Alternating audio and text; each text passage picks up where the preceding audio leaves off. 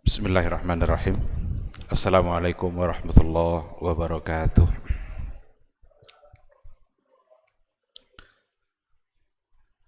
Innal hamdalillah nahmaduhu wa nasta'inuhu wa nastaghfiruh wa na'udzu billahi min syururi anfusina wa min sayyiati a'malina may yahdihillahu fala mudhillalah wa may yudlilhu falan tajida lahu waliyyan mursyida. Asyhadu an la ilaha illallah wahdahu la syarikalah wa asyhadu anna Muhammadan abduhu wa rasuluh la nabiyya wa la rasula ba'da. Ikhwati fillah, ma'asyiral hadirin wal hadirat, Bapak-bapak, ibu-ibu yang dimuliakan Allah, mari kita bersyukur pada Allah Subhanahu wa taala pada maghrib yang penuh berkah ini. Alhamdulillah kita kembali dimudahkan oleh Allah Subhanahu wa taala untuk beramal saleh. Mudah-mudahan ibadah maghrib kita diterima, dicatat sebagai amal baik yang bisa memberatkan timbangan kebaikan kita di yaumul mahsyar. Mudah-mudahan hari demi hari catatan kebaikan kita selalu bertambah, yang untuk kemudian nanti kita berharap di yaumul mahsyar kita masuk ke dalam kelompok Ashabul Yamin. Ashabul Yamin itu orang-orang yang catatan amal baiknya mengalahkan timbangan catatan keburukan. Ikhwati fillah, sama-sama kita juga harus bersalawat dan salam untuk Rasulullah sallallahu alaihi wasallam. Allahumma salli ala Muhammad wa ala ali Muhammad. Mudah-mudahan kita benar-benar mencintai beliau. Mudah-mudahan kita benar-benar merindukan Rasulullah sallallahu alaihi wasallam. Mudah-mudahan di yaumul mahsyar kelak kita bisa berjumpa dan kita bisa mendapatkan minuman yang dituangkan langsung oleh Rasulullah sallallahu alaihi wasallam. Karena dalam sebuah hadis dikatakan, kata Rasul, ana faratukum fil haud. Saya nanti tunggu-tunggu kalian di telaga. Ada telaga Rasulullah sallallahu alaihi wasallam, yang di situ ada minuman yang kalau seandainya kita sudah meminumnya, maka untuk di hari mahsyar itu kita tidak akan lagi merasa haus. Kata Rasul, man syariba minhu lam yazma abadan. Kalau siapa yang sudah meminumnya, maka dia tidak lagi akan merasa haus. Mudah-mudahan nanti kita bukan termasuk ke dalam orang-orang yang tertolak untuk mendapat minuman itu, tapi justru menjadi orang-orang yang berbahagia dengan diberikan minuman langsung oleh Rasulullah sallallahu alaihi wasallam. Ikhwati fillah, ma'asyiral hadirin wal hadirat, rahimani Allah wa iyyakum. Pada malam hari ini kita akan coba membahas sebuah tema yang sebentar lagi insyaallah akan kita laksanakan. Judul kita pada malam hari ini adalah fikih kurban. Ketika dikatakan fikih kurban, berarti kurban itu adalah sebuah ibadah yang harus mengacu kepada panduan yang datang dari Rasulullah sallallahu alaihi wasallam. Sama dengan ibadah-ibadah yang lain. Ada fikih salat, ada fikih taharah, ada fikih puasa, fikih haji. Semua itu adalah dalam bentuk ibadah yang kalau seandainya memang dia adalah ibadah, maka ada fikihnya, ada panduannya. Dan tabiat dari fikih itu biasanya ada hal-hal yang kadang-kadang diperselisihkan oleh para ulama. Nah, bagaimana kita menyikapi kalau seandainya ada terjadi perbedaan di kalangan para ulama? Ulama-ulama juga mengajarkan kita untuk bersikap Apa yang harus kita lakukan? Fa in tanaza'tum fi syai'in farudduhu ilallahi wa rasulih. Apabila kalian berselisih tentang perkara, tentang sesuatu, maka kembalikanlah kepada Allah dan kembalikanlah kepada Rasulullah sallallahu alaihi wasallam agar perselisihan kita itu bisa terjawab. Baik, ikhwati fillah, ketika kita bicara fikih kurban, itu akan ada beberapa poin nanti yang akan menjadi bahasan kita. Kalau bicara fikih kurban, itu akan ada beberapa poin yang perlu untuk kita perbincangkan, dan saya yakin ini adalah sesuatu yang sudah berulang-ulang, karena kurban itu bukanlah baru sekarang kita laksanakan, tapi kita sudah melaksanakannya berkali-kali pada tahun yang sebelumnya. Bahkan kita juga sudah membahas hal yang sama pada masa-masa sebelumnya. Akan tetapi meskipun demikian, penting untuk diulang-ulang, perlu kita kembali untuk diingatkan dengan hal-hal yang berkaitan dengan kurban itu sendiri. Yang pertama sekali, kita harus tahu dulu apa itu kurban. Dalam istilah fikihnya nanti kita akan temukan dua. Ada istilahnya al-udhiyah dan ada istilahnya memang katanya kurban. Di dalam Al-Quran itu ada 3 kali kata kurban. 3 kali kata kurban. Watlu alaihim naba abnai adam bil haqqi idh qarraba kurbanan. Ini menceritakan 2 orang anak Nabi Adam, Habil dan Qabil, idh qarraba kurbanan, ketika keduanya berkurban, ketika keduanya melaksanakan sesuatu yang tujuannya adalah untuk berkurban, mendekatkan diri kepada Allah. Karena kata kurban itu artinya adalah mendekatkan diri. Tapi dalam hadis Nabi lebih cenderung menggunakan kata dhaha yudahi. Dhaha yudahi. Al-udhiyah dalam kitab fikih, para ulama fikih membahasakannya adalah al-udhiyah atau al-adahi. Kata jamak, kata plural dari udhiyah itu al-adahi. Maka kalau kita mencoba untuk memahami apa itu kurban yang sudah menjadi bahasa kita jarang menyebutnya dengan udhiyah. Kita selalu membahasakan dengan istilah kurban. Maka kalau disebut udhiyah itu adalah istilah untuk sesuatu yang disembelih atas nama kurban. Oleh karena itu al-udhiyah itu ma yuzbahu min bahimatil an'ami yaumal adha. Sesuatu yang disembelih, ma yuzbahu min bahimatil an'am. Sesuatu yang disembelih dari hewan-hewan ternak pada hari raya Idul Adha. Maka udhiyah itu istilah untuk hewannya. Kalau kurban itu tujuan kenapa dia disembelih. Jadi kurban itu karena artinya adalah mendekatkan diri, berarti itu adalah tujuannya.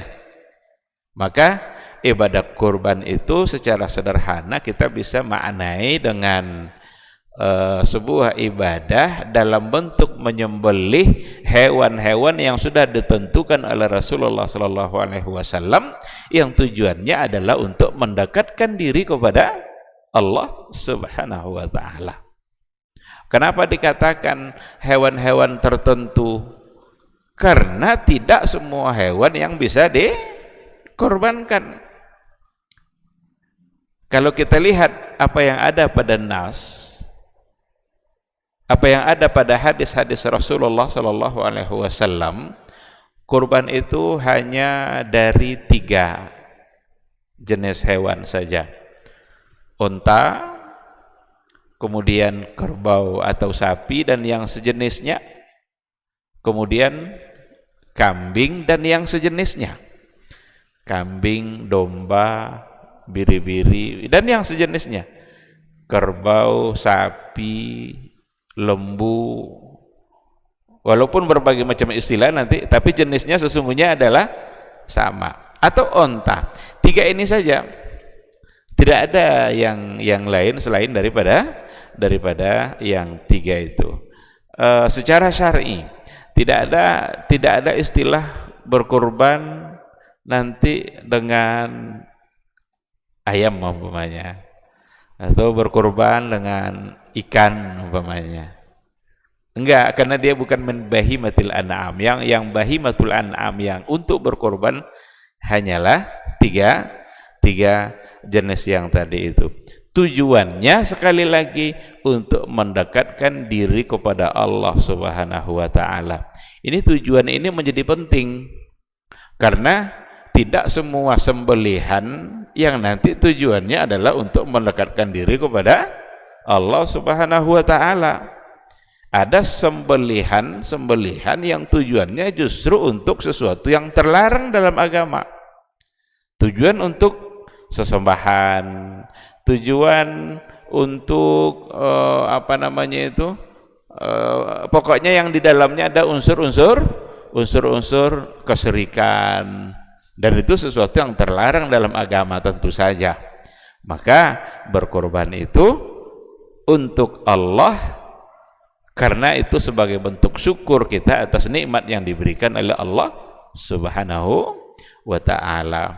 Allah akan sangat murka kalau seandainya hewan itu disembelih tidak atas nama Dia. Allah yang memberi dia nyawa, Allah yang menghidupkannya, Allah yang memberi makan, Allah yang memberi minum, lalu tiba-tiba disembelih tidak atas nama Dia. Akan menjadi sesuatu yang di dalamnya ada kesyirikan, dan Allah menjadi murka dengan perbuatan seperti itu. Nah, jadi dari definisi ini dapat kita pahami bahwa kurban itu sebuah ibadah dalam bentuk menyembelih hewan, berarti ada menyembelihnya. Karena yang ibadahnya dalam kurban itu iraqatud dam. Karena nanti akan ada perkembangan permasalahan, apalagi dalam kajian-kajian maslahat, karena banyak orang yang atas nama maslahat lalu dia menyampaikan sesuatu yang terkadang tidak pada tempatnya. Contohnya begini, boleh ndak hewan korban itu tidak hewannya yang disembelih, tapi uangnya aja dibagi-bagi? Nah, ada yang sampai bilang seperti itu. Kan masyarakat ini banyak yang tidak suka kambing nih, banyak yang tidak suka kambing, katanya takut kalau makan daging kambing. Nah, sekarang tidak usah kambing itu disembelih, tapi uang seharga kambing itu aja yang dibagi-bagikan. Ini tidak akan pernah bisa disebut sebagai kurban, karena yang kurban itu iraqatud dam, menumpahkan darah itu, mengalirkan darah itu yang menjadi ibadah. Kita alirkan darah itu atas nama Allah, atas bentuk syukur kita kepada Allah, itu yang ibadah. Jadi kalau tidak ada iraqatud damnya, hanya uang yang dibagi-bagi, ya berarti sedekah. Dia tidak akan disebut sebagai kurban, tapi itu hanyalah at-tasadduq, itu hanya bersedekah biasa. Nah, oleh karena itu apa yang telah ditentukan oleh Rasulullah SAW, bentuknya dan waktunya, maka harus kita ikuti. Bahkan dari segi waktu pun Rasul sudah mengatur. Apa kata Rasul? Barang siapa yang menyembelihnya sebelum sholat, berarti itu bukan ibadah korban. Dia hanya menyembelih biasa dan mensedekahkan dagingnya. Sembelihan juga, tapi kalau dilakukan sebelum sholat, maka berarti tidak disebut sebagai sebagai kurban. Yang menyembelihnya setelah sholat itulah yang ibadah kurban. Begitulah Nabi mengatur amalan-amalan dalam ibadah kurban, dan kita wajib mentaatinya. Karena itu yang dilakukan oleh Rasulullah. Jadi jangankan merubahnya kepada uang untuk dibagi-bagi, disembelih di luar waktu saja tidak disebut sebagai kurban. Tapi bisa saja itu sebagai satu kebaikan, karena dia akan bagi-bagikan juga dagingnya, cuma tidak masuk, dia belum berkorban, dia tidak masuk ke dalam ibadah kurban, hanya membagi-bagikan daging dalam bentuk sedekah biasa saja. Baik, poin yang berikutnya, apa hukumnya berkorban itu? Apakah hukumnya wajib ataukah sunnah muakkadah? Dalam hal ini ada dua pandangan para fuqaha. Jumhurul ulama dari kalangan dari mazhab Syafi'i, mazhab Maliki, mazhab Hambali, jumhurul ulama mengatakan bahwa berkurban itu hukumnya adalah sunnatun muakkadah. Sunnah muakkadah, tidak sampai ke tingkat wajib. Jadi hanya sunnah muakkadah. Apa alasan mereka? Alasan mereka adalah hadis-hadis yang datang dari Rasulullah SAW, perintah-perintah yang ada dalam Al-Quranul Karim, yang para jumhur ulama tadi tidak dalam ijtihad mereka mengatakan tidak sampai ke tingkat wajib, walaupun di situ ada perintah. Dan dibuktikan oleh para sahabat juga, di mana mereka agar membuktikan bahwa kurban itu tidak sampai ke tingkat wajib, sekali-kali mereka meninggalkan kurban. Siapa contohnya? Abu Bakar As-Siddiq. Dalam satu ketika dia beli daging itu di pasar 3 kilo saja. 3 kilo itu yang dibagikannya kepada fakir miskin. Lalu ia mengatakan, inilah kurbannya Abu Bakar di tahun ini. Seperti yang disampaikan riwayat itu oleh Imam Syatibi dalam kitab Al-Muwafaqat. Dan juga bukan hanya Abu Bakar, ada di antaranya sahabat yang lain, kalau nggak salah di antaranya juga adalah Ibnu Abbas. Hanya membeli beberapa kilo daging saja lalu dibagikan, dan dia mengatakan inilah kurbannya Ibnu Abbas di tahun ini. Tujuan dia adalah untuk menyampaikan bahwa kurban tidak sampai ke tingkat wajib. Maka mereka mengatakan hukumnya adalah sunnatun muakkadah, sunnah tapi ditekankan. Tetapi berbeda dengan Abu Hanifah justru yang mengatakan bahwa berkorban itu hukumnya adalah wajibun 'alal qadir, wajib bagi yang mampu. Apa alasannya? Alasannya ya ayat dan hadis yang tadi itu juga, tetapi beliau memaknainya sampai pada hukum wajib. Apa contohnya? Dalam hadis umpamanya ada perkataan Rasulullah SAW, man kana lahu sa'atan walam yudahi fala yaqrabanna musallana. Ini di antara hadis. Barang siapa yang punya kelapangan rezeki walam yudahi, lalu dia tidak berkorban, fala yaqrabanna musallana, maka jangan dekat-dekat musalla kami. Berarti jangan ikut sama kami nanti hari rayanya. Musalla itu dalam istilah hadis Nabi itu biasanya dimaknai dengan lapangan. Jadi bukan musalla seperti yang kita pahami hari ini. Kita kan ada masjid, ada musalla. Musalla dalam hadis Nabi biasanya itu maknanya adalah lapangan. Karena Nabi biasanya berhari raya di lapangan. Idul Fitri, Idul Adha biasanya Nabi mengerjakannya di lapangan. Kenapa dikerjakan di lapangan? Agar semua orang bisa hadir. Bahkan perempuan-perempuan yang dalam keadaan halangan pun boleh menghadirinya, tapi tidak ikut sholatnya. Hanya ikut untuk bergembira, menikmati kebahagiaan di hari raya itu. Mereka disuruh keluar semua, sehingga Rasul mengerjakannya di lapangan. Yang dikatakan di hadis itu musalla. Jadi ketika dikatakan fala yaqrabanna musallana oleh Abu Hanifah, ini adalah ancaman. Berarti kalau sampai Nabi mengatakan nggak usah dekat-dekat musalla kami bagi yang tidak berkorban, ini tidak sekedar sunnah berarti kan? Maka dia mengatakan itu hukumnya adalah wajibun, tetapi bagi yang mampu. Karena Nabi sendiri mengatakan man kana lahu sa'ah, barang siapa yang punya kelapangan rezeki. Apa batas kelapangan rezeki itu? Batas kelapangan rezeki itu ya dia mempunyai kebutuhan-kebutuhan dia, dan sisa dari hartanya itu bisa untuk membeli hewan kurban. Itu sudah menjadi batas kelapangan rezeki.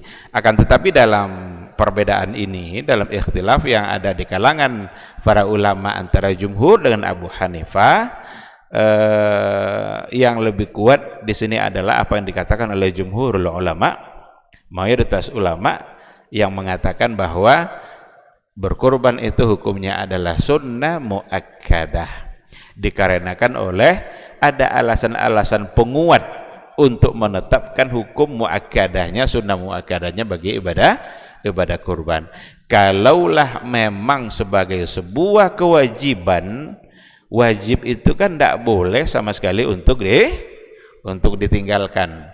Tapi kenapa orang yang selevel Abu Bakar, Ibnu Abbas, dan juga sahabat-sahabat yang lain diantaranya, agar membuktikan ketidakwajibannya itu, dia hanya membeli beberapa kilo daging saja.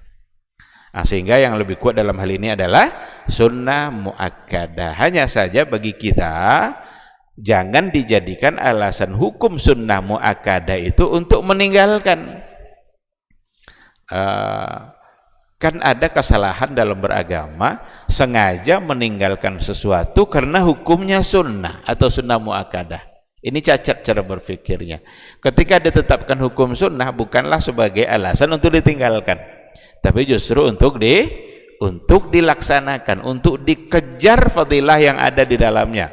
Karena ibadah-ibadah sunnah itu memiliki kedudukan yang sangat tinggi di sisi Allah Subhanahu wa taala. Akan tetapi seandainya dia sudah biasa untuk berkurban, lalu sekali-kali dia tinggalkan, ya tidak mengapa. Karena memang hukumnya tidak sampai ke tingkat wajib. Bukankah ada ancaman? Fala yaqrabanna musallana, jangan dekat-dekat musalla kami. Jadi seolah-olah Nabi itu enggak mau melihat wajah orang-orang yang tak mau berbagi. Dia kaya, dia mampu, sanggup berkorban, tapi tidak mau berkorban. Seandainya ada hadir Nabi dalam majelis itu, Nabi akan mengusir dia untuk tidak berada di majelis itu. Itu kesedihan yang luar biasa. Fala yaqrabanna musallana, jangan dekat-dekat tempat sholat kami. Berarti tidak usah sama kami. Karena itu ciri-ciri orang-orang yang egois, hanya memikirkan dirinya sendiri. Oleh karena itu berkorbanlah, laksanakanlah apa yang dianjurkan oleh agama, harapkanlah pahala dan kebaikannya. Tapi dari segi hukum yang lebih kuat di sini adalah apa yang dikatakan oleh jumhur ulama, hukumnya tidak sampai ke tingkat wajib. Lalu apa kedudukan, bagaimana kedudukan ibadah kurban itu dalam Islam? Ibadah kurban itu punya kedudukan yang sangat tinggi. Bahkan kalau kita lihat dalil-dalil yang ada, baik Al-Quran maupun hadis Nabi, itu digandengkan sebutan kurban itu dengan sholat. Apa dalam Al-Quran? Allah Subhanahu wa ta'ala mengatakan, fasalli lirabbika wanhar. Fasalli, salatlah, lirabbik, untuk Rabb kamu, karena Rabb kamu, wanhar, dan berkorbanlah. Berarti sholatlah dan berkorbanlah. Ini menyebut dua berdekatan seperti ini bukan kebetulan dan bukan sekali.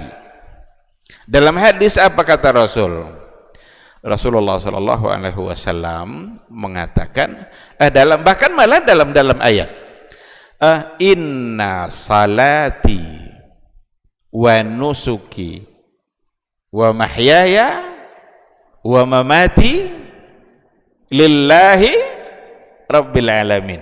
Inna salati wa nusuki, sesungguhnya salatku dan nusukku. Apa makna nusuk?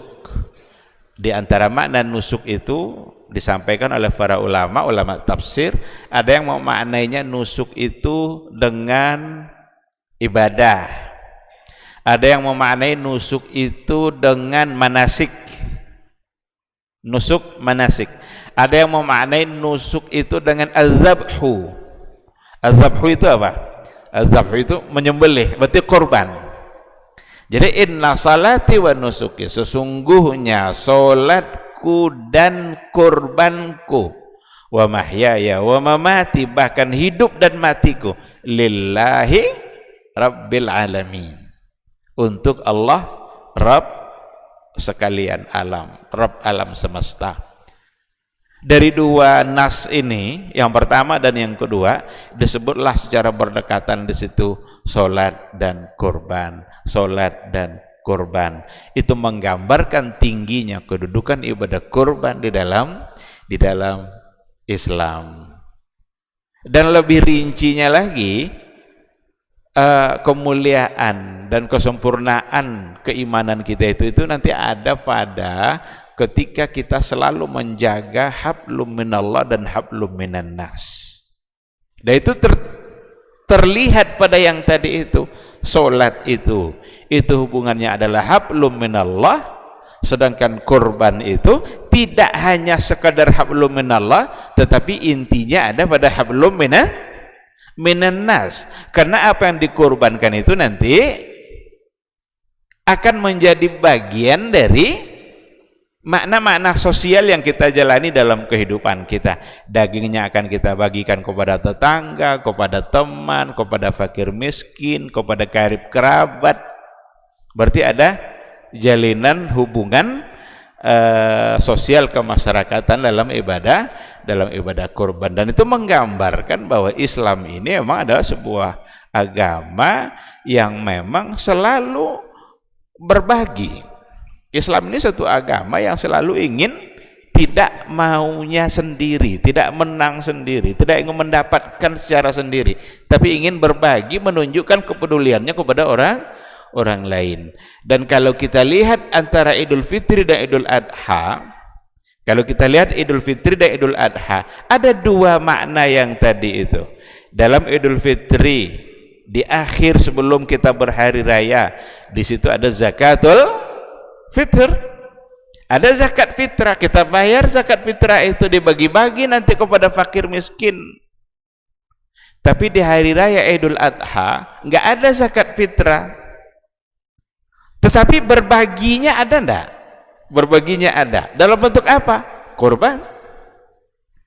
Jadi pada Idul Fitri itu ada zakat fitrah yang dibagi-bagikan, sehingga semua orang di hari raya itu tidak boleh ada yang tidak makan. Semua harus mendapatkan kebutuhannya. Maka dibagi-bagilah zakat fitrah. Di hari raya Idul Adha, walaupun zakat fitrah tidak ada, tapi mereka dikayakan oleh daging kurban, sehingga semua mereka di hari itu mendapatkan semua yang dibutuhkannya untuk dimakan. Ini sisi-sisi keindahan dalam Islam yang sudah diatur oleh agama, oleh Allah Subhanahu wa taala melalui Rasulullah sallallahu alaihi wasallam. Ikhwati fillah, ada ayat yang lain juga yang menunjukkan kedudukan yang disebut oleh Allah Subhanahu wa taala walikulli ummatin ja'alna mansakan liyazkuru smallahi ala ma razaqahum min bahimatil an'am.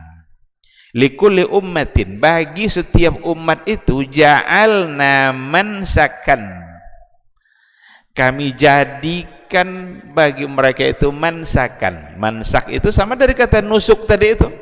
Nusuk, mansak, manasik. Untuk apa? Liyazkuru smallah, supaya mereka berzikir mengingat Allah ala ma razaqahum min bahimatil an'am, terhadap apa yang telah diberikan rezeki mereka itu oleh Allah min bahimatil an'am, dari hewan-hewan ternak. Maka berkurban itu sebagai sebuah ketentuan agama yang langsung datang dari Allah Subhanahu wa taala, liyadhkuru smallah ala ma razaqahum, agar mereka ingat dengan yang memberikan rezeki ternak itu. Siapa yang memberi rezeki ternak? Yang memberi rezeki itu adalah Allah Subhanahu wa taala. Siapa yang memberikan dia rezeki uang? Adalah Allah, untuk kemudian dia berikan dia belikan hewan ternak untuk disembelih. Lagi-lagi di sini ada kata mim bahimatil an'am, hewan-hewan ternak. Baik, ikhwati fillah. Kemudian pada poin berikutnya, apa hikmah dan maqasidnya? Kurban itu sebagai sebuah ibadah, ada maqasidnya, ada hikmahnya. Maqasidul kurban. Ada beberapa poin, kita ambil beberapa hal saja agar poin-poin di bawah nanti bisa kita sampaikan. Yang pertama sekali tujuannya adalah at-ta'abbud lillahi bi infadhi ma syara'ah. Beribadah. Jadi kurban itu tujuan pertamanya adalah at-ta'abbud lillah, beribadah kepada Allah bi infadhi ma syara'ahu, dengan cara melaksanakan apa yang telah disyariatkannya. Oleh karena itu kurban itu sebagai sebuah ibadah. Maka karena dia adalah ibadah, maka benar-benar harus lillah, benar-benar harus karena Allah, karena dia adalah ibadah. Sebagaimana ibadah-ibadah yang lain, tidak boleh kita berikan kepada selain Allah, tidak boleh kita laksanakan atas nama selain Allah. Begitu juga dengan kurban. Bi'infadhi masyara, dengan melaksanakan apa yang telah disyariatkannya. Apakah berarti kita sedang menyakiti hewan? Karena ada orang dikasihan lah dengan hewan ini, kok disembelih-sembelih begini. Enggak, kita tidak sedang menyakiti hewan, karena hewan itu memang diciptakan untuk itu. Sesuatu yang kalau sudah diciptakan untuk itu dan Allah memerintahkannya, maka tidak lagi menjadi sesuatu yang salah. Kalau ada hewan lewat di jalan tuh, kita potong begitu aja karena kita marah, salah kita. Karena tidak pada tempatnya. Tapi ketika ibadah kurban, yang dilakukan adalah hal yang sama. Dia menjadi suatu ibadah. Maka at-ta'abbud lillah. Dulu ada pada masa Umar bin Al-Khattab seorang pemuda yang menyembelih unta orang lain. Tapi bukan atas nama kurban, bukan atas nama ibadah, bukan atas nama apa-apa. Yang akhirnya pemilik unta itu menuntut yang menyembelih membunuh orang yang menyembelih tadi, karena itu dianggap sebagai sebuah kesalahan, yang pada akhirnya dihukum pula orang yang membunuh orang yang menyembelih tadi dengan qisas, walaupun pada akhirnya qisas itu tidak terjadi dalam kisah itu, karena dimaafkan oleh pemiliknya. Tapi yang ingin saya katakan adalah ketika perbuatan yang sama dilakukan tidak pada tempatnya, ia akan menjadi satu kesalahan. Tapi kalau dilakukan pada tempatnya, pada waktunya, sesuai dengan ketentuan, maka ia akan menjadi sebuah ibadah. Jadi yang pertama sekali at-ta'abbud lillah, beribadah. Dan sesungguhnya yang kita harapkan dari sembelihan itu adalah balasan dari Allah Subhanahu wa taala. Karena yang akan sampai kepada Allah itu kan bukan dagingnya, juga bukan darahnya. Itu kata ayat. Apa kata Allah? La yanalallaha luhumuha wala dima'uha walakin yanaluhu taqwa minkum. Yang akan sampai kepada Allah itu bukan dagingnya, bukan darahnya. Darahnya akan diserap oleh tanah, tertimbun sudah. Dagingnya akan dibagi-bagi, ada yang dimakan sendiri, ada yang untuk dihadiahkan, ada yang untuk fakir miskin. Tidak sampai pada Allah. Walakin yanaluhu taqwa minkum. Yang akan sampai kepada Allah itu adalah ketakwaan yang mendasari perbuatan kurban itu. Oleh karena itulah ibadah kurban itu bukti dari ketakwaan seseorang, bukti dari seseorang ingat kepada yang memberikan nikmat, bukti seseorang dia cinta sama saudaranya. Ini semua rangkaian yang ada dalam ibadah kurban itu. Bukti ketakwaan, bukti cinta kepada Allah, bukti syukurnya kepada Allah, bukti dia cinta kepada orang lain. Maka wajarlah Nabi ingin mengusir orang-orang yang mampu berkorban tapi dia tidak berkorban, karena seolah-olah dia ingin hidup sendiri, dia tidak ingin berbagi, dia hanya ingin menikmati sendiri apa yang diberikan oleh Allah Subhanahu wa ta'ala. Jadi yang pertama sekali at-ta'abbud lillah, beribadah kepada Allah. Oleh karena itu ini salah satu dari jenis ibadah yang akan meningkatkan dan menambah kedekatan kita kepada Allah, dan bahkan akan memperbanyak nikmat dan rezeki yang datang dari Allah Subhanahu wa ta'ala. Karena salah satu dari cara untuk memperbanyak rezeki itu adalah dengan membagi-bagikan apa yang dia punya, termasuklah diantaranya dengan cara berkorban. Maka takkan ada orang yang bangkrut gara-gara berkorban. Tidak akan ada orang yang jatuh miskin gara-gara rajin berkorban dan bersedekah. Baik, yang kedua tujuannya adalah syukrul lillahi ala ni'matil muta'addidah, ala ni'amihil muta'addidah. Seperti yang tadi kita katakan, selain itu daripada bentuk ibadahnya kepada Allah, bentuk penghambaannya kepada Allah, bentuk ketundukannya kepada Allah, tapi yang kedua adalah syukrul lillah. Itu bentuk syukurnya kepada Allah terhadap nikmat yang diberikan. Oleh karena itu sebelum kata fasalli li rabbika wanhar itu apa? Inna a'tainakal kautsar. Apa artinya?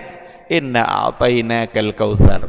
Sesungguhnya kami telah memberikan kepada kamu kautsar, nikmat yang banyak. Fasalli li rabbika wanhar. Maka salatlah dan berkorbanlah. Ketika diawali dengan kata kami memberi kamu nikmat yang besar, maka orang-orang yang mendapatkan nikmat yang besar itu dua hal yang harus dia kerjakan. Pertama sholat, kedua berkorban. Kalaulah ada orang yang semakin banyak nikmat Allah padanya tapi semakin malas sholat, ini luar biasa durhakanya nih. Luar biasa kedurhakaannya kepada Allah. Setelah diberikan nikmat yang begitu besar, justru gara-gara nikmat itu yang membuat dia jarang lagi untuk ke masjid. Padahal kata-kata fasalli, sholatlah, itu ada pada setelah Allah beritakan bahwa kami telah memberikan nikmat yang besar.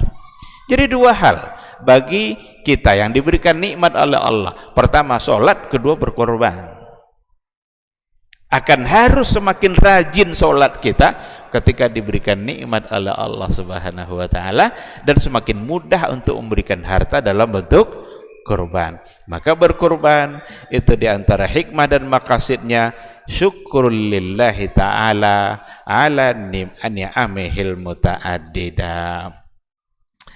Yang berikutnya at-tawsi'atu ala ahlil baiti wa ikramil aqaribi wal asdiqa wa tasadduq alal fuqara.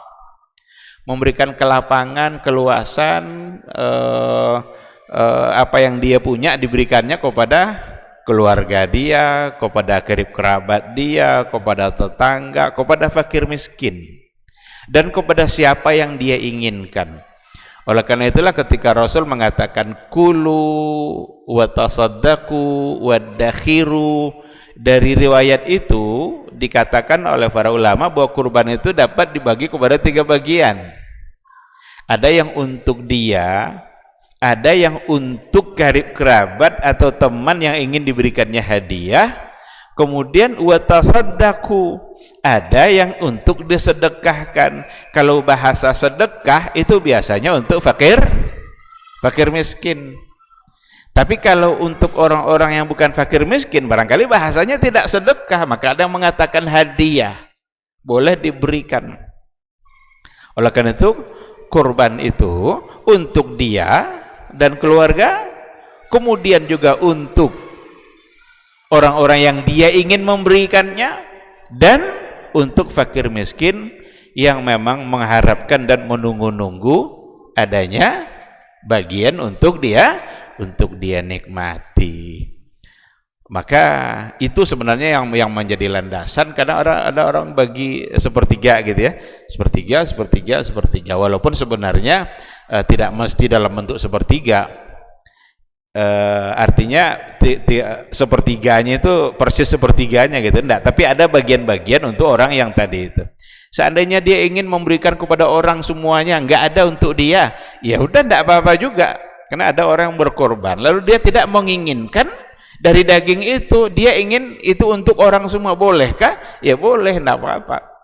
Karena enggak juga wajib harus ada yang dia nikmati. Tapi berdasarkan kepada hadis tentu lebih baik. Karena Rasul sendiri bilang kulu, makanlah, wa tasaddaqu, sedekahkanlah, wa dakhiru, selain yang dimakan oleh pribadi dia tadi sama keluarga, boleh disimpan atau simpan nanti berikan kepada orang-orang yang dia ingin berikan dalam bentuk hadiah. Nah, jadi itu tujuan dari ibadah kurban. Yang berikutnya, musyarakatu ahlil buldan hujjaj baitillah fi ba'di sya'airil hajj. Agar kita-kita yang tidak berhaji ini, orang-orang yang tidak berhaji, dia berkesempatan untuk melakukan sebahagian dari syiar-syiar yang dilakukan ketika mereka berhaji. Apa di antara syiar yang dilakukan oleh jemaah haji? Itu diantaranya adalah menyembelih hewan. Ada namanya hadyu tamattu'. Kalau orang yang hajinya haji tamattu', maka dia harus menyembelih hewan. Itu diantara syiar. Kita yang tidak berhaji ini tidak bisa mengerjakan itu karena kita tidak haji, tapi diganti oleh Allah. Diganti dalam bentuk apa? Berkurban pula lah kalian. Jadi dikerjakan pada hari yang baik dan hari yang al-hajjul akbar itu adalah pada hari nahar. Al-hajjul akbar itu pada hari nahar, di mana hari itulah hari di mana disembelihnya hewan hadyu tadi itu. Hari itu awal menyembelih, walaupun boleh disembelih pada hari yang berikutnya. Dan yaumul hajjil akbar itu ada pada 10 Zulhijjah, di mana di kita atau selain yang berhaji, mereka mengerjakan sholat Idul Adha. Tapi orang yang berhaji kan dia tidak mengerjakan sholat hari raya kan, karena mereka mengerjakan amal-amal yang lain. Nah, oleh karena itu musyarakatu ahlul buldan ini menjadi penting. Artinya diajak bersama-sama untuk menghidupkan syiar, menghidupkan syiar. Mereka yang berhaji diatur pula oleh Allah dan Rasulnya apa yang harus mereka kerjakan. Kita yang tidak berhaji juga diatur apa yang harus kita kerjakan. Bahkan itu juga lah diantara ilatnya oleh para ulama mengatakan kenapa orang-orang yang berniat untuk berkorban mulai dari 1 Zulhijjah, iza ahalla hilala Dzulhijjah wa arada ahadukum ayyudahi fala ya'khudhu syai'an min sya'rihi wa azafirihi. Apabila sudah masuk bulan Zulhijjah dan di antara kalian ada yang berniat untuk berkorban, maka hendaklah dia untuk tidak mengambil, memotong kukunya dan memotong rambutnya. Dilarang. Ada sunnahnya. Jadi siapa yang sudah berniat berkorban, nanti kalau sudah masuk 1 Zulhijjah, berdasarkan kepada hadis tadi riwayat Imam Muslim, dan hadisnya adalah hadis yang sahih, ada satu sunnah, nggak usah potong lagi rambutnya, kukunya, dan nggak usah lagi cukur rambut. Rambut itu mencakup rambut kepala, kumis, bulu ketiaknya, apa yang ada pada badan dia. Apa kata Imam Nawawi di antaranya? Itu untuk mengambil syiar yang tadi itu. Karena orang-orang berhaji kalau mereka sudah ihram, mereka sudah berihram dari mikatnya, maka tidak boleh lagi mereka, salah satu dari larangan kan potong kuku, potong rambut gitu. Tapi itu memang tidak sampai ke tingkat wajib. Bagaimana kalau seandainya dia potong rambutnya? Ya udah, berarti dia tidak mendapatkan sunnahnya. Jangan pula nanti jadi alasan dia udah berniat nih, tapi karena hari ketiga dia potong kuku, aduh saya nggak jadilah berkorban. Kenapa? Terlanjur potong kuku. Ini nyari-nyari alasan tidak mau berkorban nih kalau gini nih. Tidak boleh jadikan alasan. Kalau memang dia sudah terlanjur potong, udah lanjut saja kurbannya. Tapi sebaiknya dia untuk menyempurnakan pahalanya, dia laksanakan apa yang diajarkan oleh Rasulullah Sallallahu Alaihi Wasallam. Kapan baru dia potong? Nanti ketika dia sholat, kemudian hewannya juga sudah dipotong. Bagaimana kalau hari raya haji pas mau sholat itu kumisnya panjang-panjang ini? Tidak apa-apa, karena itu sedang mengerjakan perintah Rasul. Jadi kalau sedang mengerjakan perintah itu, kita tidak lagi memikirkan yang tadi itu, nanti penampilan kita jadi tidak baik, kumis kita jadi panjang, kuku juga panjang, padahal kuku diminta untuk dipotong. Karena Allah yang memerintahkan, jangan pernah ragu, kerjakan, berarti tidak mengapa. Sama dengan apa, kan kita tidak boleh sujud kepada selain Allah kan? Harus sujud itu hanya kepada Allah. Tapi kenapa Allah suruh iblis sujud pada Adam? Padahal Adam adalah manusia. Karena ini perintah Allah, ya wajib dilaksanakan. Kalau tidak dilaksanakan, maka jadilah iblis orang yang terlaknat. Karena tidak mau mengerjakan perintah Allah. Nah, jadi karena Allah yang memerintahkan, maka kita tinggal, dan Rasulnya, maka kita tinggal mentaatinya tanpa mencoba untuk mencari-cari alasan. Meskipun ada hal-hal yang barangkali kurang kita suka, disitulah nanti pahalanya. Baik, yang berikutnya, ihya sunnati Ibrahim. Kurban itu juga menghidupkan sunnahnya Nabi Ibrahim. Berkurban itu ternyata bukan adanya pada masa Nabi Muhammad SAW, tapi sudah mulai ada dulu pada masa Nabi Ibrahim alaihissalam. Tapi ketika diperintahkan menyembelih Ismail, Allah tidak pernah menginginkan agar Ismail itu disembelih, tapi Allah hanya ingin menguji keimanannya Nabi Ibrahim. Jadi kurban itu ujian iman juga itu. Digantilah Ismail itu dengan wa fadainahu bidzibhin azim. Baik ikhwati fillah, karena waktu Isya sudah masuk, kita akan jawab dulu suara azan. Di kalau Umar ini subhanallah, yang diinginkannya itu generasi-generasi luar biasa, orang-orang hebat. Lalu kemudian apa yang dilakukan oleh Umar? Fa asta'miluhum fi ta'atillah. aku gunakan mereka ini di dalam ketaatan kepada Allah. Ketika kaum muslimin itu memiliki penyakit namanya wahan, yaitu hubbud dunya wa karahiyatul maut, cinta dunia dan takut akan kematian. Lalu Nabi menjawab dengan yang lebih penting. Apa itu? Madza a'adatta laha? Apa yang engkau siapkan untuk kiamat itu? Bin Sulaiman tadi, inti yang bisa kita ambil apa? Solehkan diri kita. Solehkan diri kita sebelum mencari rezeki. Karena kalau kita tidak soleh, kalau kita tidak bertakwa kepada Allah Subhanahu wa ta'ala dalam mencari rezeki itu akan terasa sulit.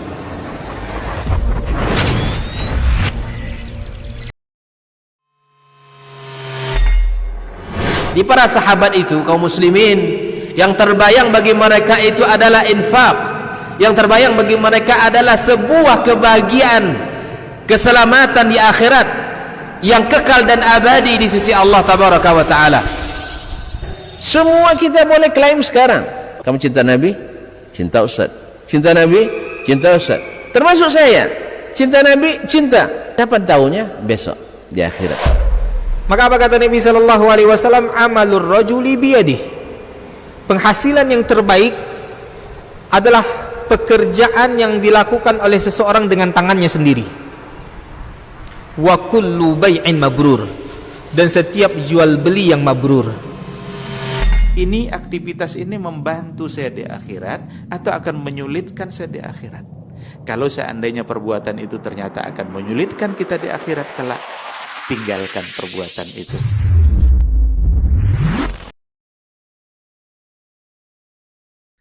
Majtama'a qaumun fi baitin min buyutillah yatluna kitaballah wa yatadarasunahu fima bainahum illa nazalat alaihimus sakinah wa ghasyiyatuhumur rahmah wa haffat bihimul malaikah wa dzakarahumullahu fiman indah. Tidaklah suatu kaum duduk di salah satu rumah Allah membaca ayat-ayat Allah dan sama-sama mempelajarinya, kecuali turun kepada mereka as-sakinah, ketentraman dan kenyamanan. Wa ghasyiyatuhumur rahmah, dan mereka diliputi pula oleh rahmat, kasih sayang dari Allah Subhanahu wa taala. Wa haffat bihimul malaikah, dan mereka pun dikelilingi oleh para malaikat, karena malaikat suka majlis-majlis zikir dan ilmu.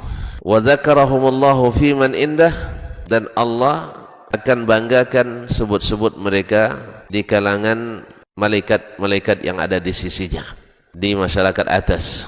Mudah-mudahan kita termasuk yang sering disebut-sebut di sisi Allah, di kalangan para malaikat, dan di akhir majelis ini mudah-mudahan kita pula mendapatkan seperti yang tersebut dalam hadis qudsi, qumu maghfuran lakum, silahkan berangkat meninggalkan majelis ini dalam keadaan diampuni dosa-dosa kalian.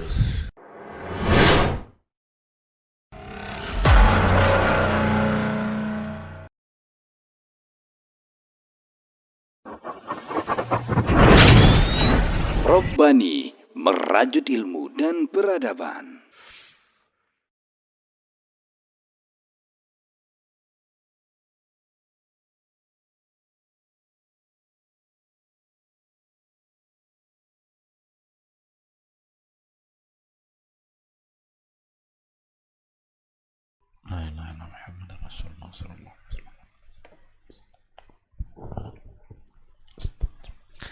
Bismillahirrahmanirrahim. Alhamdulillah, wassalatu wassalamu ala rasulillah wa ala alihi wa sahbihi wa mawala. Ikhwati fillah, kita lanjutkan sedikit materi kita. Tadi kita sudah sampai pada hikmah dan maqasidnya. Ternyata ada banyak tujuan dan banyak hikmah yang didapatkan di balik pelaksanaan ibadah kurban. Saya sedikit ingin singgung ada beberapa masalah. Ini masalahnya akan sangat banyak sekali. Tadi sore saya coba baca ada catatan ringan yang ditulis oleh Muhammad ibn Saleh al-Munajjid.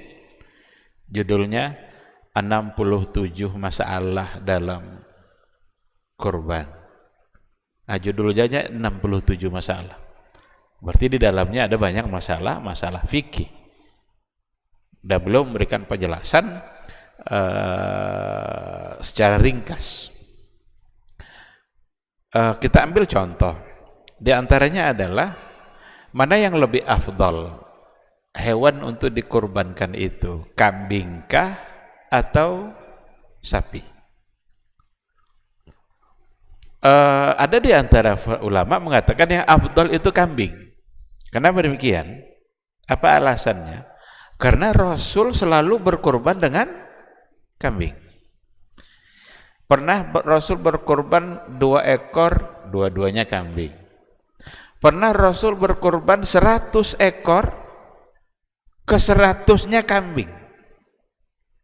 Tidak ada onta, tidak ada kerbau. Pastilah yang dilakukan oleh Nabi itu yang baik. Tidak mungkin Nabi melakukan yang kalau ada yang tidak baik, lalu ada yang baik. Tentu Nabi muliakan yang baik. Itu oleh sebahagian. Tapi jumhur ulama, mayoritas ulama mengatakan yang afdal bukan kambing. Yang afdal bukan kambing. Tapi yang afdal, yang pertama sekali adalah onta, yang kedua adalah kerbau atau sapi, yang ketiga adalah kambing. Meskipun onta itu untuk 7 orang, sapi juga untuk 7 orang, sementara kambing hanya boleh untuk satu orang. Ada juga yang mengatakan kenapa kambing lebih afdal, karena lebih privasi, lebih dia hanya sendiri dalam doa niat pada iraqatud dam itu hanya dia sendiri. Sedangkan yang lain itu bisa dibolehkan untuk 7. Tetapi oleh jumhur ulama, dia berpegang, mereka mengambil landasan dari sebuah hadis. Nabi pernah bilang begini, barang siapa yang ini di hari Jumat, barang siapa yang berwudu kemudian ia berangkat untuk menuju sholat Jumat dan dia yang pertama sampai di masjid itu, masuk masjid itu, seolah-olah dia berkorban onta. Orang yang kedua seolah-olah dia berkorban sapi atau kerbau. Orang ketiga seolah-olah dia berkorban kambing. Dari riwayat ini kata jumhur ulama, berarti onta yang paling afdal, karena dihargai orang yang pertama masuk masjid di hari Jumat itu seolah-olah berkorban seekor onta. Kalau memang kambing yang baik, tentu kambing dulu disebut Nabi. Nah, dan yang kuat dalam hal ini adalah jumhur ulama. Lalu perbuatan Nabi bagaimana? Perbuatan Nabi sallallahu alaihi wasallam ada kaidah, kalau seandainya ada sepertinya kontra atau bertentangan antara perkataan Nabi dengan perbuatan Nabi, maka yang menjadi khitab untuk umatnya adalah perkataannya. Adapun perbuatan Nabi bisa saja itu min khususiyatir Rasul, bisa saja merupakan kekhususan untuk Nabi. Karena ada hal-hal yang kalau kita lihat riwayatnya memang bisa bertentangan. Nabi bilang begini tapi yang dia lakukan, berarti kalau berbeda, bertentangan, yang jadi sandaran kita itu yang qaul, yang perkataan, karena itu yang khitab, itu yang ditujukan ke umat. Sedangkan perbuatan Nabi bisa saja itu hanya untuk dia. Apa contoh yang lain? Nabi mengatakan tidak boleh nikah lebih dari 4. Tapi Nabi sendiri, berarti bertentangan antara perbuatan dengan perkataan. Kalau bertentangan, yang untuk kita itu perkataan, sedangkan yang perbuatan bisa saja itu adalah kekhususan untuk Rasulullah sallallahu alaihi wasallam. Nah, jadi kalau mau tahu mana yang lebih afdal, maka adalah urutannya yang tadi itu. Kenapa onta? Karena tentu saja dagingnya akan lebih banyak. Mana yang lebih banyak, daging kambing 1 ekor dengan onta dibagi 7, atau sapi kerbau dibagi 7 dengan 1 ekor kambing? Nanti kan berimbas kepada pembagian atau kepada apa yang diberikan kepada masyarakat. Mereka lebih banyak untuk mendapatkannya. Itu di antara masalah yang dibahas. Juga dibahas pada catatan ringan yang tadi itu, bagaimana hukumnya berkorban bagi yang sudah meninggal. Berkorban bagi yang sudah meninggal. Ini nanti ada beberapa kemungkinan mengikutkan orang meninggal dalam niat kita, atau berkorban secara tersendiri untuk yang meninggal. Kalau berkorban membawa niat orang sudah meninggal, itu tidak ada persoalan. Ulama bisa mengatakan itu boleh, karena Nabi sendiri dalam diantara korbannya itu ada yang diantara dia beliau pernah berkorban 2 ekor. Yang pertama dia bilang, ini adalah untuk saya dan untuk keluarga saya. Lalu ada lagi niat Nabi, ini adalah untuk saya dan untuk umatku yang tak sanggup berkorban. Berarti di antara umat Nabi ada yang masih hidup, ada yang sudah meninggal, yang jika mereka tidak berkorban, mereka masuk dalam apa yang diniatkan oleh Rasulullah Sallallahu Alaihi Wasallam. Oleh karena itu, kalau umpamanya kita berkorban, lalu kita bawa dalam niat korban kita itu orang tua kita yang sudah meninggal, dia bisa mendapatkan pahalanya, karena niat baik kita dan membawa niat itu orang lain yang sudah meninggal. Bagaimana dengan kalau seandainya berkorban secara tersendiri untuk yang sudah meninggal? Banyak di antara ulama yang mengatakan itu juga sesuatu yang dibolehkan, karena dikiaskan kepada bersedekah yang dibolehkan juga untuk orang yang sudah meninggal. Jadi seorang anak boleh dia bersedekah, mensedekahkan hartanya atas nama orang tuanya. Dan kurban itu adalah jenis sedekah yang paling baik. Karena ada iraqatud damnya, ada membagikan hartanya. Kalau sedekah memberi uang, hanya memberikan uang saja, tidak ada iraqatud damnya. Maka ada sebagian yang membolehkan, tetapi tidak menjadi satu yang disepakati. Kata Syekhul Islam mengatakan, seandainya dia mensedekahkan uang yang seharga kambing tadi, umpamanya dia ingin berniat kurban nih, tapi sekarang uang yang seharga kambing itu dia sedekahkan atas nama orang tua dia yang sudah meninggal, itu lebih baik menurut sebagian, termasuk diantaranya Syekhul Islam Ibn Taimiyah. Kenapa itu dia katakan? Lianna, karena sesungguhnya al-udhiyata anil mayyit, berkurban atas nama mayit itu lam yakun ma'rufan indas salaf, sesuatu yang tidak dikenal pada generasi salaf dulu. Jadi pada masa dulu, ternyata pada masa sahabat tidak dikenal adanya orang yang sengaja berkurban tersendiri atas nama. Tetapi sebagian yang lain tadi membolehkan karena mengambil pada sedekah tadi itu. Sedangkan kurban itu intinya juga adalah sedekah, memberikan sesuatu kepada orang lain. Berarti dalam hal ini ada dua pandangan, antara yang mengatakan boleh dengan dikiaskan kepada sedekah secara umum, tetapi ada sebagian lain yang lebih berhati-hati karena itu tidak dikenal dulu di kalangan para salaf dulu hal yang seperti itu, sehingga lebih baik dia untuk uang yang seharga tadi itu saja dia sedekahkan atas nama orang tuanya, akan menjadi lebih baik karena dilihat dari segi landasan dan dalil itu lebih jelas landasannya. Bagaimanapun ini adalah persoalan yang diperselisihkan dan masing-masing mereka punya dalil-dalil yang ada.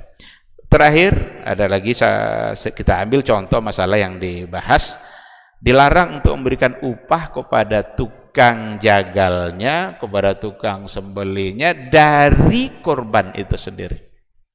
Jadi perlu dipahami baik-baik, bukan berarti nggak boleh dia diberikan upah, tapi nggak boleh diberikan upah dari yang dikerjakannya. Umpamanya paha yang satu ini upah untuk yang menyembelih, berarti tidak boleh. Dia nggak boleh dijadikan upah, tapi boleh diberikan upah dari yang lain. Karena kata Ali bin Abi Thalib, wa nahnu na'khudhu min indina. Jadi Rasul kan menyuruh Ali untuk apa? Menyelesaikan korban sisa yang belum disembelih tadi. Lalu kata Rasul, jangan diberikan upah bagi yang menyembelihnya itu. Lalu kata Ali, wa nahnu na'khudhu min indina. Kami ambil dari sisi kami. Berarti boleh diberikan upah, tapi jangan dari daging. Kenapa tidak boleh? Karena daging ini sudah disembelih atas nama Allah, maka gunakanlah atas nama Allah juga. Jangan lagi mengambil keuntungan dunia kita dari apa yang kita serahkan kepada Allah. Ini juga adalah alasan tidak boleh dijual kulitnya, tidak boleh dijual tanduknya. Kan kita sudah sembelih atas nama Allah, masa mau dijual lagi? Jual itu kan berarti mengambil keuntungan dunia kita dari yang sudah kita sembelih atas nama Allah. Udah, jadikan itu milik Allah, bagikan. Miliki, simpan, sedekah, hadiahkan, kemudian dibagikan. Ada orang bilang, kan banyak orang tidak mau kulitnya Ustaz. Nanti mubazir. Itu alasan tidak bisa diterima. Kenapa demikian? Orang beli aja mau, apalagi dikasih. Jadi alasan banyak orang tidak mau itu tidak bisa. Beli aja mau dia kan. Nah, oleh karena itu, karena ada larangannya, berarti jangan kita lakukan. Jadi tidak boleh diperjualbelikan, dan juga tidak boleh dijadikan itu sebagai upahnya. Kalau mau memberi, ambil dari yang lain. Bagaimana caranya? Mungkin yang berkorban menyediakan uang lain. Ini untuk korbannya. Ini yang 100.000 nih untuk upah. Silahkan. Berarti tidak mengambil dari atau karena ini program masjid, barangkali mungkin diambil dari uang atau dari kas masjid. Kalau memang mau seperti itu, yang jelas jangan diambil dari apa yang dikorbankan. Saya kira ini ada banyak masalah tentu saja yang perlu untuk diangkat, tapi tidak semua yang bisa kita sampaikan. Bahkan ada hal-hal yang juga perlu untuk diluruskan. Karena ada orang tahun ini dia yang berkorban, tahun besok anaknya yang berumur 5 tahun umpamanya. Ini korban anak umur 5 tahun. Buat apa anak umur 5 tahun berkorban? Kan siapa yang mampu? Sekarang yang mampu siapa? Biarlah anak itu dulu tumbuh besar, kemudian nanti dia dimampukan oleh Allah, kemudian dia berkorban. Karena enggak ada kewajiban untuk menggugurkan ibadah kurban dari dia kan, bukan sebagai sebuah kewajiban yang harus digugurkan sehingga datang orang tua untuk berkorban atas nama dia. Itu tidak penting, tidak perlu. Yang berkorban itu justru adalah yang menafkahi mereka, karena berkorban itu ada sesuatu yang dia berikan atas nama Allah dan tentu bisa dilakukan oleh dia yang menafkahi, dan itu adalah ayah. Maka yang berkorban adalah ayah atau kepala keluarganya, tapi dia boleh membawa semua keluarganya dalam niat korbannya itu. Berapapun jumlah keluarganya. Mungkin dia punya anak 5 umpamanya, korbannya 1 kambing. Ini 1 keluarga kami, boleh silakan. Jadi dalam niat boleh membawa yang lain. Tetapi yang mengeluarkan biaya kalau untuk kambing hanya 1. Kambing tidak boleh 7. Yang boleh 7 itu kerbau, sapi atau onta. Wallahu subhanahu wa ta'ala a'lam. Mudah-mudahan dapat kita pahami, dan semoga ibadah kurban kita semakin sesuai dengan apa yang diajarkan oleh Rasulullah sallallahu alaihi wasallam. Baik, kita tutup atau ada pertanyaan, karena waktu iqamah kayaknya sudah. Ya.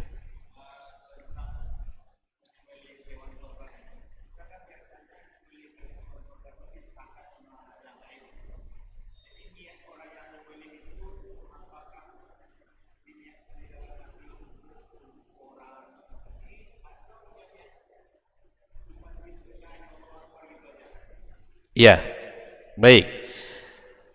Itu juga menjadi satu masalah dalam kurban. Siapa yang seharusnya menyembelih? Yang paling afdal yang menyembelih itu adalah dia yang berkorban. Itu yang paling afdal. Kalau seandainya di antara 7 orang satu kelompok ini ada satu yang dia bisa langsung menyembelih, dia yang menyembelih karena korban-korban dia. Tetapi kalau seandainya tidak ada yang bisa, karena menyembelih sapi itu tidak juga mudah, perlu kekuatan fisik dan perlu juga kekuatan mental. Nanti berdiri lagi sapi itu nanti udah tumbang dia berdiri lagi. Kalau dia tidak bisa, maka boleh diwakilkan. Dan dalilnya yang tadi itu, Rasul menyembelih sampai 60 atau 63, tapi karena Nabi udah capek kan, 63 ekor itu kan banyak tuh. Kata Rasul, Ali lanjutkan sembelihan nih, kata Rasul. Tidak dilanjutkan Nabi, berarti Ali mewakili Rasul. Hadis ini dikatakan oleh para ulama, diistimbatkan boleh diwakilkan. Yang mewakilkan itu ketika dia menyembelih, dia harus meniatkan sembelihan untuk dia yang berkorban. Oleh karena itulah sebelum disembelih itu, yang menyembelih harus tahu ini yang 7 orang ini siapa. Maka ada baiknya kalau ditengoknya nama orang itu. Kita kalau siapa yang pernah menghadiri sembelihan di Mina itu kan tidak ada yang kita nyembelih kan, orang semua yang nyembelih itu, dan tidak mungkin juga kita menyembelih. Tapi di leher onta ini dikalungkan 7 nama tadi itu. Jadi ketika dia mau menyembelih, dia tengok, oh ini 7, inilah yang 7, inilah yang untuk yang disembelih ini. Nah kalau di kita paling diumumkan gitu kan, diumumkan sebulan. Yang menyembelih tadi dalam hati dia mesti memang Bismillah, ya Allahu Akbar, kemudian dia meniatkan ini adalah untuk yang 7 tadi. Dia hanya sebagai wakil dalam menyembelihnya. Tidak mungkin dia meniatkan untuk diri dia. Ada juga yang permasalahan, apakah harus orang berkorban itu melihat langsung? Kalau seandainya berkorban di tempat itu dia bisa lihat. Tapi kalau tidak, gimana? Maka tidak ada keharusan. Ada orang luar negeri mengirimkan korbannya ke Indonesia, puluhan sapi yang disebarkan di Indonesia itu datang dari Arab Saudi. Arab Saudi itu walaupun banyak dibenci oleh orang-orang Indonesia, tetapi cinta mereka sama Indonesia luar biasa. Itu hewan kurban mereka masuk terus itu untuk ke Indonesia itu. Apakah mereka menyaksikan? Tentu tidak. Jadi tidak ada keharusan harus disaksikan. Karena ada juga udah diikat kerbau itu, udah lama diikatnya, cuma karena yang 7 ini belum hadir, belum disembelih. Tersiksa hendak hewan ini, tersiksa. Padahal meskipun saat kita menyembelih kita diminta untuk tidak menyiksa hewan. Maka di antara adabnya, jangan sembelih di hadapan kawannya, jangan diasah-asah pisau itu di depan mata dia. Kata Rasul, ingin kamu membantainya 2 kali.